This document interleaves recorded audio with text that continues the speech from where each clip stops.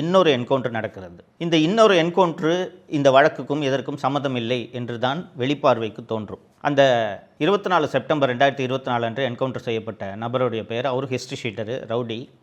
அவரோட பேர் சிசிங் ராஜா.